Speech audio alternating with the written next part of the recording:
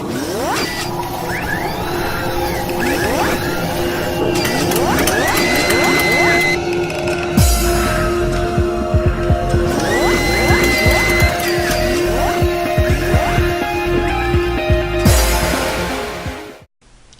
we just discussed syntax errors or compile errors, and we see that these errors occur before the program actually executes. They prevent the program from even compiling.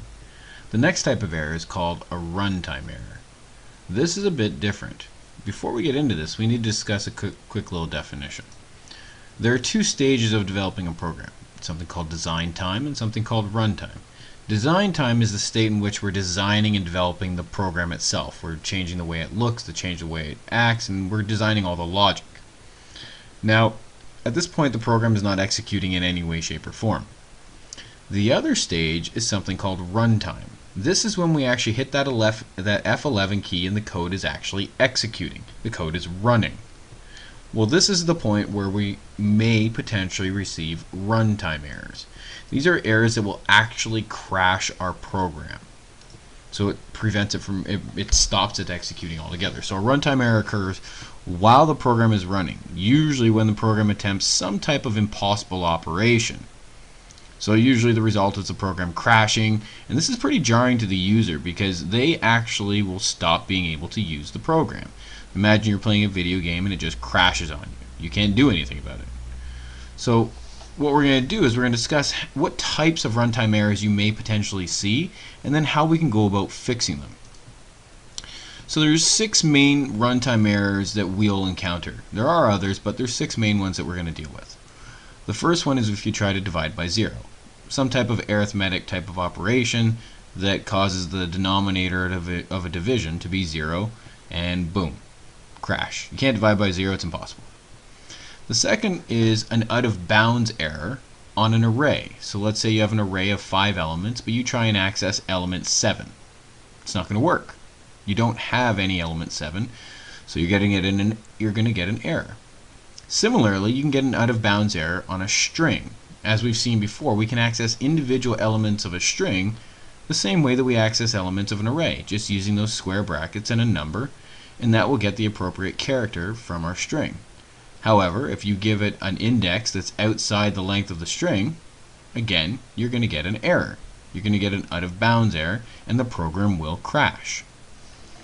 If you try and store an incompatible type in a variable array, so let's say you have an array of strings, let's say you have an array of integers, but you try and store a string in there, like Bob or something like that, you're going to get an error.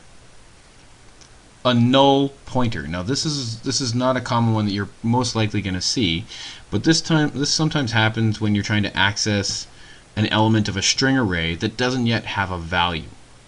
So you haven't assigned it to a value. So it actually will currently hold the value null. Now we've talked about this before, but basically what null means is nothing. Less than nothing, in fact. Null is the absence of anything.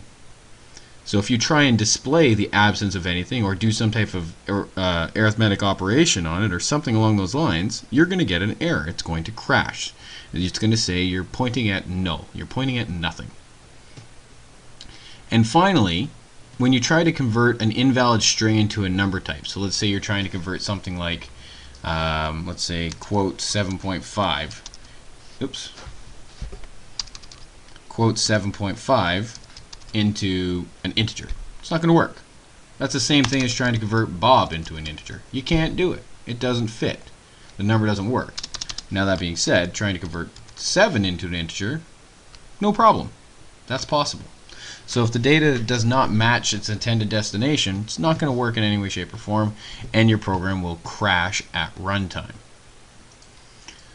So, how do we approach this problem? So here we go in Eclipse again. I've created a very simple program. All this does is calculate how much money somebody makes per hour. We know that their total pay is $685, and that's in 1 week. And it asks the user how many hours they worked in that week. It then calculates the pay per hour by taking the total pay divided by the number of hours they worked, and we'll display it on the screen. So let's watch that run. Down here I'm going to put in, let's say they worked 40 hours. Very common. The pay is $17 per hour. Not bad. Quite a bit above minimum wage. Now where the problem lies, if I run this program again, What if I write in 37.5? Now, as soon as I do this, it says there's a problem. It's crashing. As the program is officially crashing, saying, whoa, there is a problem here. But it's asking me a question. It's saying, do you want to confirm the perspective switch? What it's basically asking me, it's saying, hey, there's a problem with your program. We want to help you resolve the issue. We're going to switch the layout of Eclipse to something called the debug perspective. What this will do is it'll give us certain tools to help us solve the problem. So we're going to hit yes. And you can see the whole layout has changed. And inside this layout, we're given a lot more information than we're normally used to. First of all, it put us in this integer class to show us where the problem occurred. Now that's not our code, so that's not super helpful at this point. So this is our editor window as normal. Up at the top, we have our debug window. What this shows, and this is the most important window at this point, is it shows us all the commands that were called in order to cause this problem. What I want to do is I want to find one of these commands that actually matches a piece of my code. Well, I didn't write the integer code. I didn't write the integer code here. I did write the main code. So I can select that, and what you'll see is it will immediately pop up down in the editor window inside the main code and take me to the line that caused the problem. Well, this is where I entered my data. So the problem is I entered 37.5, which is a string, and it tried to convert that into an integer, which it couldn't do. So it crashed. Up here at the top, we see another window. This is full of information for us. We have our variables tab, and this will keep track of all the current variables that are active in our program. Right now, the only one we have active is total pay, and has the value 685. None of these other variables have data yet, so it's not displaying them. But something we can do is we can actually select a variable, or we can select an entire expression. Let's say, for example, I select this expression here, total pay divided by hours.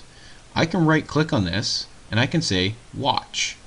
And what that'll do, over in the expressions tab, I've already done this before while I was testing, is it will actually create this expression in here and show you the current value, if it has a value. Right now it doesn't have one, so it's telling me there's an error. It will show me the current value of that entire expression. Now I could use a variable there, I could use an entire complicated expression. I could even do this piece way down here, this concatenation, and say watch, and you see it show up here again. Again, this is giving me an error message because it's trying to concatenate pay per hour, which doesn't yet have a value, so it's causing problems. So this debug view, this debug perspective, is going to help us work through our problem. So right now, if I put my mouse over here, it tells us what the next line command is, and we have to look at this and analyze and say, hey, what went wrong?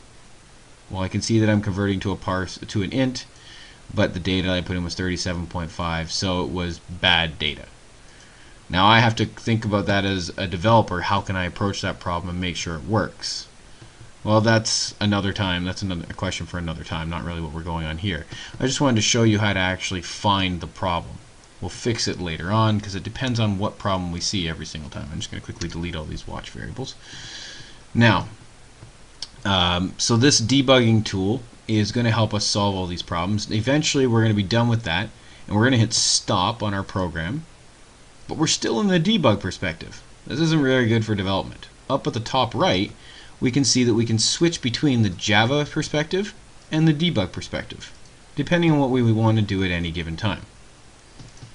So this is basically how we're going to handle fixing runtime errors. We're going to make sure that we get into that debug view, and we're going to analyze all the values of our variables at that time.